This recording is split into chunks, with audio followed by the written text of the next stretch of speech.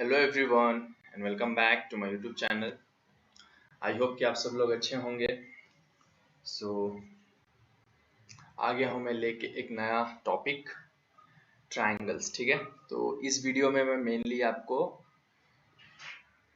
Important questions, ठीक है, ये स्पेशली प्रैक्टिस क्वेश्चंस होंगे जो कि पिछले एग्जाम्स में पूछे गए हैं। पिछले एनुअल एग्जाम्स हो सकता है या फिर supplementary exams, but it will be a board exam. ठीक है, तो यहाँ पे बोर्ड एग्जाम क्वेश्चंस जो कि एसएसएलसी कर्नाटका एग्जाम्स में पूछे गए हैं मैथ्स के, उनके ऊपर मैं यहाँ पे वीडियो बनाने वाला हूँ। ठीक है, सो अगर आपको पसंद है तो लाइक ज़रूर कर दीजिएगा। ठीक है, और इस चैनल पे अगर आप नए हो तो प्लीज़ सब्सक्राइब कर लो। चलिए तो स्टार्ट करते हैं। सबसे पहले बात ये कि देखिए, ये जो ट्रायंगल्स चैप्टर है, ठीक है, ट्रायंगल्स जो चैप्टर है इसमें से एक थियरम तो पक्का आता है, आइदर फॉर 4 मार्क और for 5 mark, right. 4 mark means वो लोग स्टेटमेंट देंगे, 5 मार्क्स मतलब स्टेटमेंट आपको ही लिखना होगा और प्रूफ आपको करना होगा। तो देखिए सबसे पहले वो देख लेते हैं। यहाँ पे आप देख सकते हो, ये एग्जाम में क्वेश्चन पेपर में क्वेश्चन नंबर ये सब कभी 38, 40, 36, 38 ऐसे पूछा गया। ठीक है, उसी का ये सारे के सारे स्क्रीनशॉट हैं। तो देखिए जब ऐसा दिया रहेगा state and proof Pythagoras theorem, तो समझ लेना आपको पहले स्टेटमेंट लिखना है पाइथागोरस थ्योरम का और उसके बाद उसको प्रूफ करना है। ठीक है, तो ऐसे क्वेश्चंस दे रहे तो 5 मार्क्स के होंगे, वरना वो डायरेक्ट स्टेटमेंट देंगे और सिर्फ आपको प्रूफ करना है। जैसे कि यहाँ आप देख सकते हो, proof that the ratio of the areas of similar triangles is equal to the square of the ratio of their corresponding sides। Okay, यहाँ भी आप देख सकते हो। और ये जो थियरम है एक्चुअली ये ए क्राइटेरिया है। ठीक है, तो इसके ऊपर मैं एक सेपरेट वीडियो बनाऊंगा only for this theorem criteria, तो ये आप वहां से देख लेना। ठीक है, और बाकी के बच्चे ये तीन, जैसे पाइथागोरस है, ये एरिया ऑफ सिमिलर ट्रायंगल्स है, ये भी पाइथागोरस, ये दो हो गए, और एक है जिसका नाम है बीपीटी। तो ये तीन थियरम्स वेरी इंपॉर्टेंट है, that is Pythagoras, BPT and area of similar triangles. तो इन तीनों का वीडियो मैं बना चुका हूँ, उसका लिंक आपको डिस्क्रिप्शन बॉक्स में मिल जाएगा, वहां से आप देख के सीख सकते हैं। तो very important for 4 and 5 marks. ठीक है, अब इसके बाद जो क्वेश्चंस आते हैं वो होंगे या तो 1 मार्क में से कुछ क्वेश्चंस होंगे या फिर 2 मार्क्स में से। ठीक है, एमसीक्यू में से भी कभी कभी आता है। तो अब देखते हैं आगे किस टाइप के क्वेश्चंस दिए हैं और कौन कौन से। ओके, तो चलो स्टार्ट करते हैं 1 बाय 1। देखिए ये रहा हमारा पहला क्वेश्चन और ये एमसीक्यू है, मतलब 1 मार्क का क्वेश्चन है। अच्छा देखिए क्या दिया है question, in the figure triangle POQ, यहाँ देखो POQ ऐसे। ठीक है, तो अगर मैं इसको इधर बना लूं, जब भी ऐसा कंबाइंड फिगर दे आपको सेपरेट कर लीजिए, P है, O है, ये Q है। ठीक है, POQ इज, इसको, इस सिंबल को बोला जाता है सिमिलर, ये याद रखिएगा, इसको सिमिलर बोला जाता है। और ऐसा जो दिया रहता है इसको बोला जाता है कॉन्ग्रुएंट। तो ये आपको पता होना चाहिए, सिमिलर मतलब एक जैसा, कॉन्ग्रुएंट मतलब शेप और साइज दोनों एक जैसा। ठीक है, is similar to SOR, that is SOR, right? So it is like this, ये S है, ये O है, ये R है। अब क्या दिया है, RS is equal to PQ by RS, PQ इधर है, RS इधर है, मतलब देयर कॉरेस्पॉन्डिंग साइड दिया है, PQ by RS is equal to 1:2, मतलब 1/2 रेशियो दिया है इन दो साइड का। तो दो बाकी के दो साइड कौन से बच रहे हैं, तो देखो ये एक साइड है, तो सबसे पहले इधर लिख लेंगे हम QO/OR, और दूसरा साइड क्या है, ये क्या नाम है इसका, PO/OS। ये जब 1/2 है तो ये भी 1/2 होगा, ये भी 1/2 होगा। अब क्वेश्चन में देखिए क्या दिया है, देन OP/OS इज डैश, तो OP/OS सेम ही होगा ना, PO लिखो या OP लिखो, OS या OP इज इक्वल टू 1/2 ही होगा एज पर BPT। BPT तो आपको पता ही है ना, कॉरेस्पॉन्डिंग रेशियो, साइड्स के रेशियोज जो होते हैं सेम होते हैं। तो देखिए ये कॉरेस्पॉन्डिंग साइड था दोनों, करेक्ट। अब ये दोनों कॉरेस्पॉन्डिंग साइड और ये कॉरेस्पॉन्डिंग साइड्स थे। सो देयरफॉर वो तीनों के रेशियो सेम होंगे, तो यहाँ 1/2 मतलब 1:2 ही आंसर होगा हमारा। समझ में आया आपको? तो ये बीपीटी के ऊपर एक क्वेश्चन दिया हुआ है। ओके, सो चलिए अब बढ़ते हैं अगले क्वेश्चन की तरफ। देखिए यहाँ पे दिया है question number 3, in the triangle A B C DE is parallel to AC। तो ये DE है और ये AC is parallel, then the correct relation is dash। तो देखिए अगर इस फिगर को मैं कुछ ऐसे लिखूं, इसको सीधा कर दूं, मतलब BDA राइट की तरफ ऐसे, ये B है, ये D है, ये A है, और BEC इस तरफ है, ये दोनों पैरेलल हैं। तो एज पर बीपीटी हमारा क्या रिलेशन था? देखिए दो केसेस आते हैं, एक कि ये साइड है BE by EC, BE by EC will be equal to BD by what? DA। ये है एज पर पहला बीपीटी। दूसरा क्या है? ये दोनों, ये small is bigger, ED is small side that is parallel to CD, sorry CA है नहीं, ओके CA। तो एज पर दिस हम क्या लिख सकते हैं? ये देखो दो केसेस हो सकते हैं, या तो BE by BC हो सकता है या फिर EC by BC, करेक्ट। तो यहाँ पे स्मॉल से बिग था, तो हम यहाँ भी small side BE by BC देखेंगे। BE by BC will be equal to BD by what? BA। ये केस होगा, करेक्ट एज पर दिस। अब देखिए रिलेशन BD by AB दिया है क्या? यस, BD by AB तो दिख रहा है यहाँ पे, BD by AB, चाहे ABB ये दोनों सेम ही है।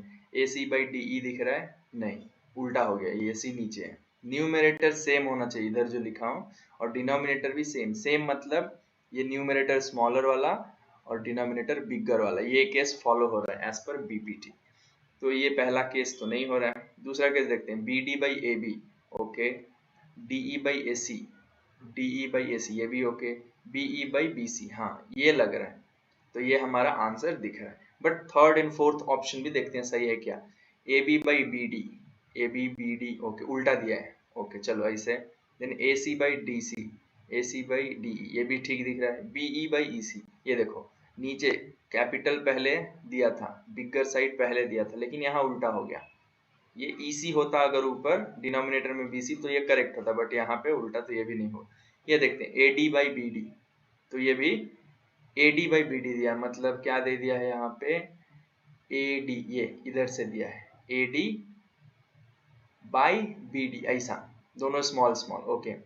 DE by AC, तो DE किधर है? ये है DE by AC okay. BE by EC ये उल्टा हो गया, BE by EC, अगर EC by EB होता तब करेक्ट होता। मतलब BPT क्या होता है? या तो दोनों ट्रायंगल का small side by longer side का रेशियो सेम होगा, या फिर longer side by small side का रेशियो सेम होगा, तीनों का। ये नहीं कि एक में स्मॉल दूसरे में लॉन्गर लिख दिए। सो यही एक कंडीशन है जो सेटिस्फाई हो रहा है, तो हमारा आंसर B है। समझ में आया आपको? चलिए आगे बढ़ते हैं अगले क्वेश्चन की तरफ। क्या दिया है क्वेश्चन हमारा?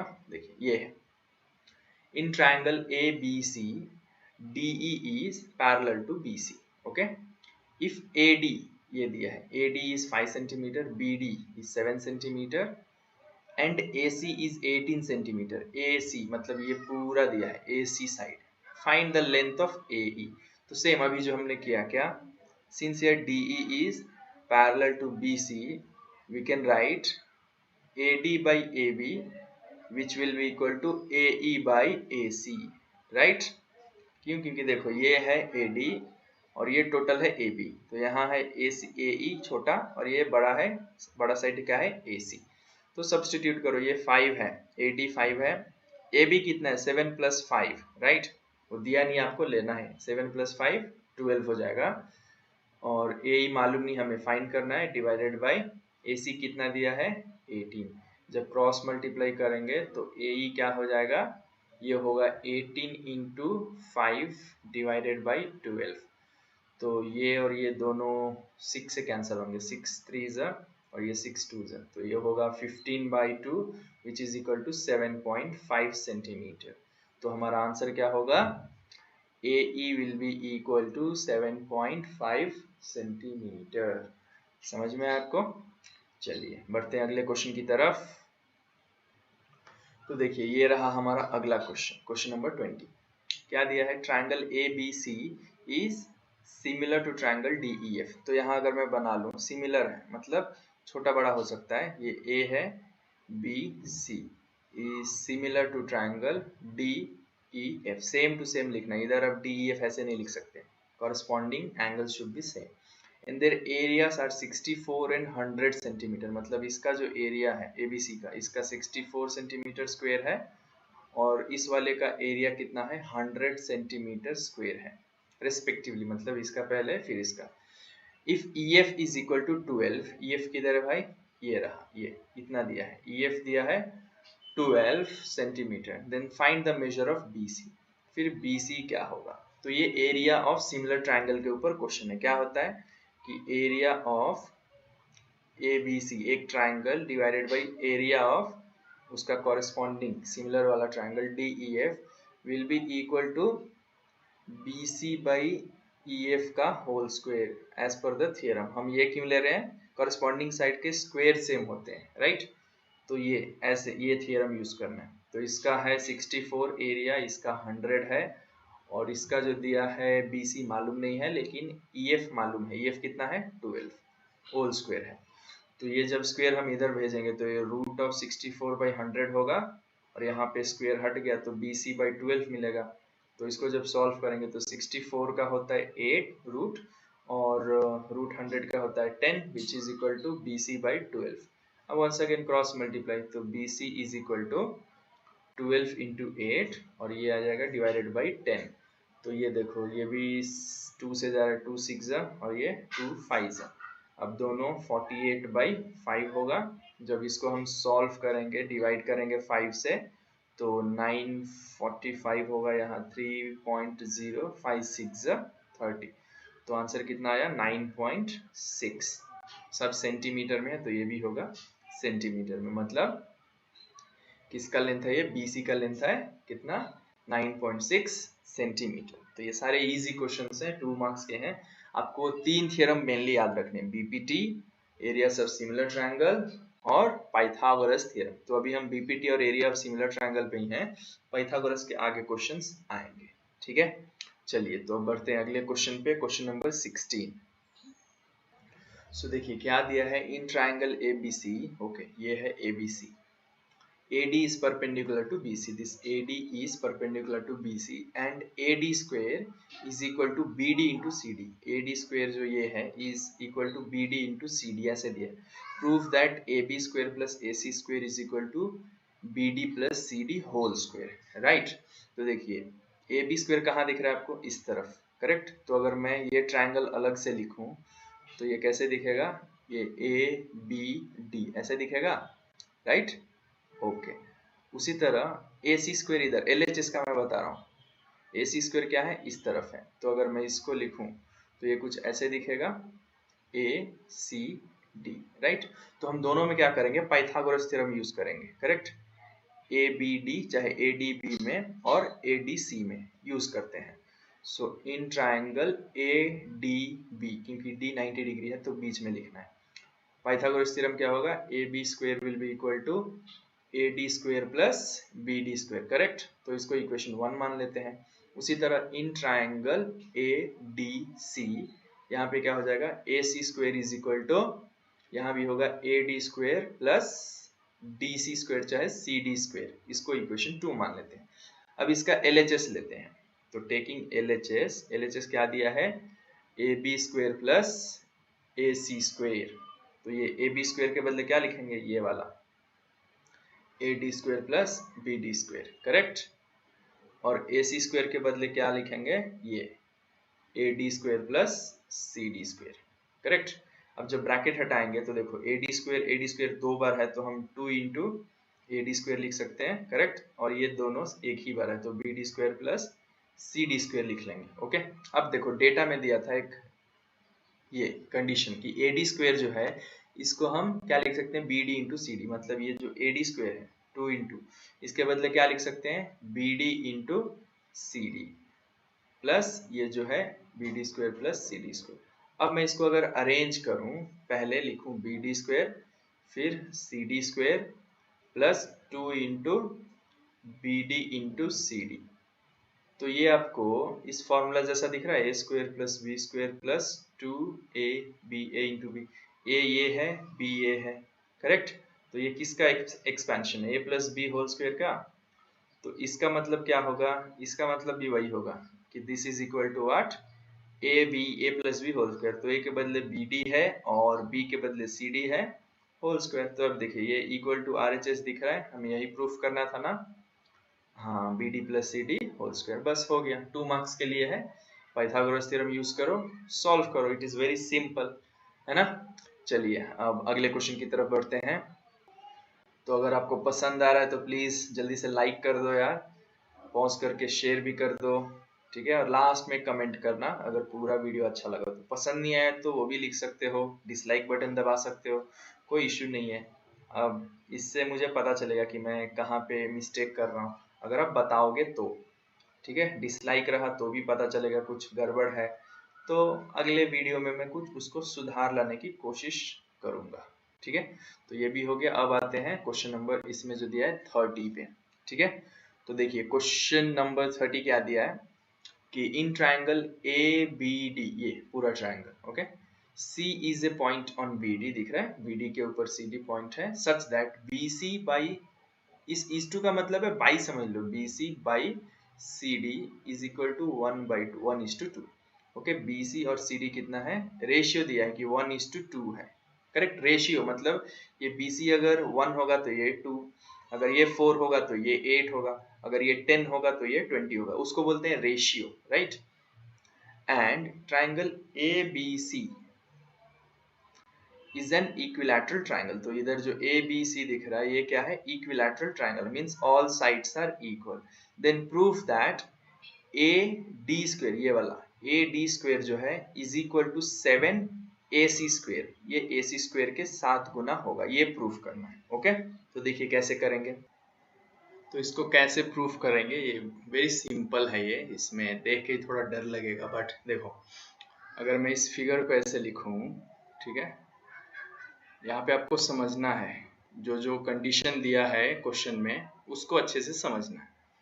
क्या दिया है कंडीशन की, ये सिमिलर, ये क्या बोलते हैं इसको, क्या लिखा है यहाँ पे, इक्विलैटरल ए बी। तो इक्विलैटरल का मतलब क्या होता है, ऑल साइड्स आर इक्वल, तो A B will be equal to B C and B C will be equal to A C, ये पहला कंडीशन। उसके बाद क्या दिया है कि B C is to C D equals to 1:2, right, ये दिया है, ओके। तो हम क्या करेंगे, ये B C by C D is equal to 1x ले लेंगे, इसको x अज्यूम करेंगे, साइड का लेंथ x है, तो ये अगर x है तो ये कितना होगा 2x, करेक्ट, ये मान लेंगे। बट यहाँ देखिए BC is equal to what, AB and that is equal to AC, so ये सब के सब क्या कहलाएंगे 1x, मतलब x, करेक्ट। तो ये सब के सब क्या है, x है।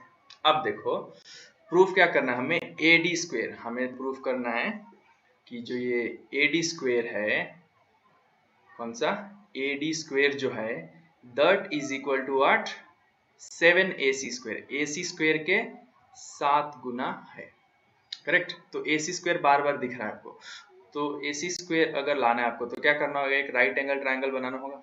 इसको अगर मैं ऐसे खींच दूं, ये मिड पॉइंट हो जाएगा, इसको नाम दे देता हूँ E।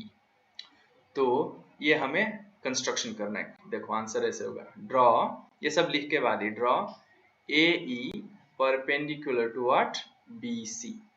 तो इसमें क्या हो जाएगा, B परपेंडिकुलर मतलब क्या होता है, ये सेंटर इक्वल हो जाएंगे, ये जितना होगा ये भी उतना होगा, तो BE will be equal to EC, correct.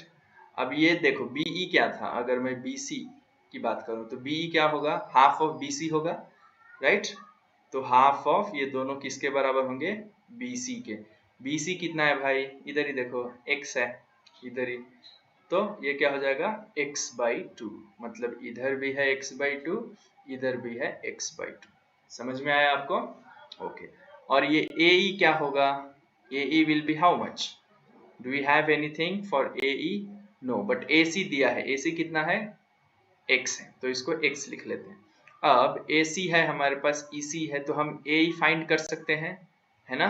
AE क्यों चाहिए, क्योंकि देखो यहाँ पे 2 बार एक ट्रायंगल लेना आपको, ऐसे AEC, और दूसरी बार लेना आपको AED, ओके। तब देखो यहाँ AD जो प्रूफ करना है उसमें AD स्क्वायर, अब यहाँ पे पाइथागोरस यूज करो तो मिलेगा, उसके बाद AC स्क्वायर है, ये पाइथागोरस यूज करो तो मिलेगा, तो इसीलिए 2 बार लेना है। तो इन ट्रायंगल ऐसे लिखो, इन ट्रायंगल AE, ये क्या है, C, AC स्क्वायर क्या होगा एज पर Pythagoras, it will be AE square plus EC square, correct. तो AC दिया हुआ है क्या क्वेश्चन में, AC हमारे पास दिया हुआ है, कितना है भाई, इधर ही देखो, x है, ठीक है। AE कितना है, AE मालूम नहीं है, बट EC मालूम है x/2, तो इससे हम AC फाइंड कर सकते हैं, सॉरी AE फाइंड कर सकते हैं। AE स्क्वायर क्या हो जाएगा, चलो पहले नहीं तो सब्स्टिट्यूट ही कर लो, नहीं तो आपको कंफ्यूजन होगा, सब्स्टिट्यूशन ही करके दिखाता हूँ आपको।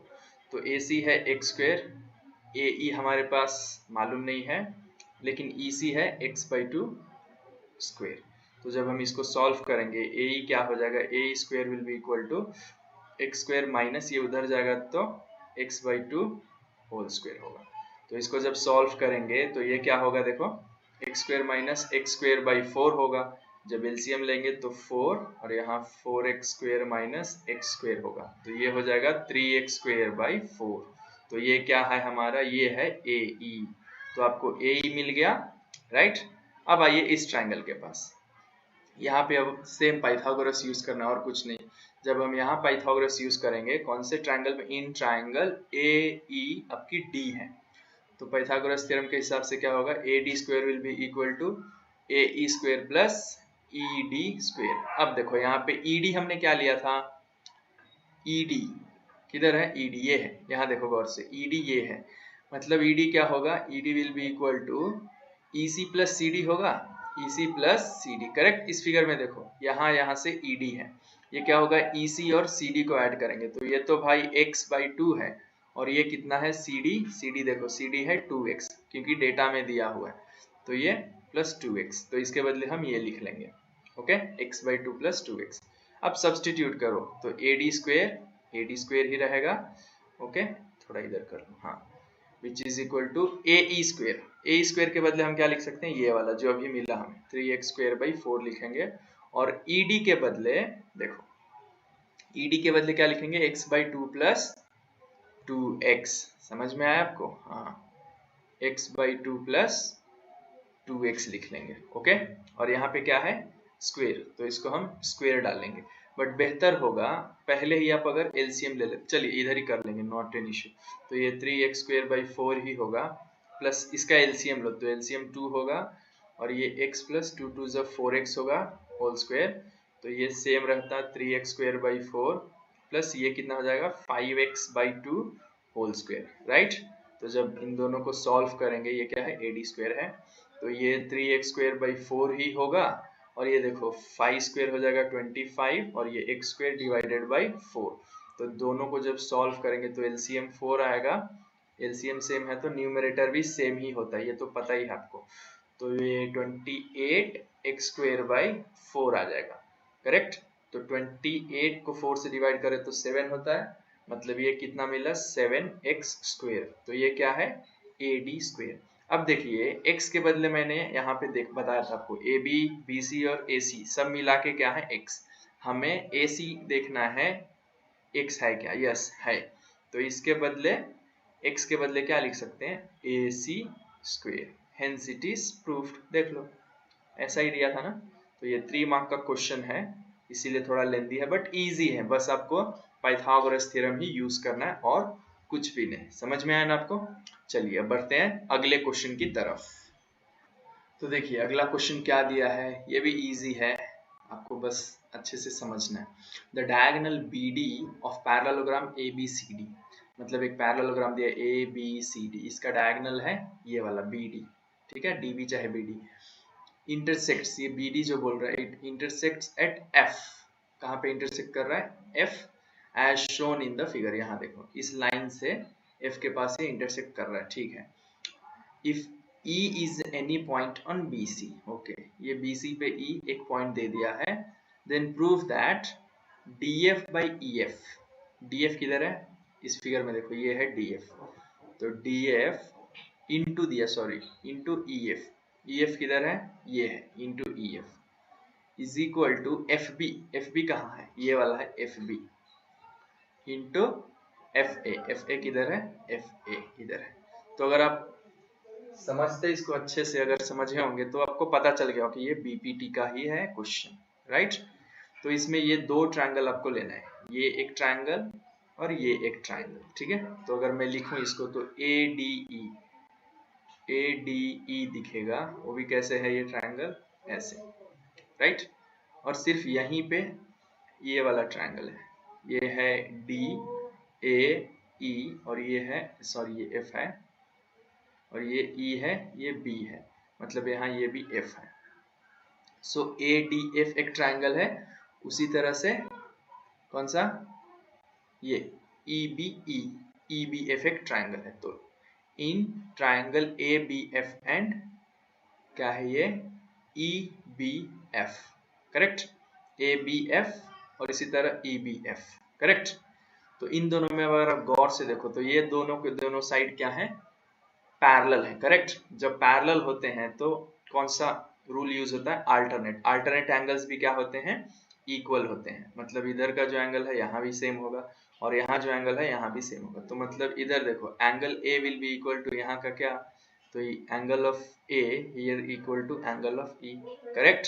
हाँ उसी तरह angle D will be equal to angle B, और ये F और इधर से F मतलब AFB AF ये क्या है D है sorry D will be equal to what EFB because vertically opposite angles equal होते हैं और ये क्या है alternate angles, right। तो alternate angles भी equal होते हैं, तो ये आप रूल लिख दिए। जब ऐसा है तो हम क्या बोल सकते हैं एज पर AAA क्राइटेरिया तीनों एंगल इक्वल है, तो हम बोल सकते हैं कि triangle ADF is similar to triangle EBF। तो as per this AD by क्या है EB will be equal to DF by BF, ये दो साइड लास्ट इधर का last, and that will be equal to AF by EF, AF by EF ये तीन equal होगा। हमें क्या क्या चाहिए DF EF FB FA, तो DF EF FB AF ये लेना है, तो यहाँ हम लिख लेंगे DF, therefore DF by BF is equal to AF by EF। तब इसको आप क्रॉस मल्टीप्लाई करो बस, सो इधर हो जाएगा DF into EF which is equal to AF into BF। सो यहाँ वही दिया है ना AF, मतलब FA लिखा है और ये FB लिखा है, ऐसे लिखो या ऐसे सेम ही है, साइड तो वही है, तो हेंस प्रूफ्ड। बस और कुछ नहीं करना है आपको, समझ में आया, सिमिलर क्राइटेरिया के ऊपर ही क्वेश्चन है पूरा। ओके सो आई होप आपको समझ में आ गया है, अगर आया है तो प्लीज यार लाइक कर दो जल्दी से, ठीक है, ताकि अगला क्वेश्चन आप जल्दी से जल्दी सीख लो। ओके बढ़ते हैं अगले क्वेश्चन की तरफ।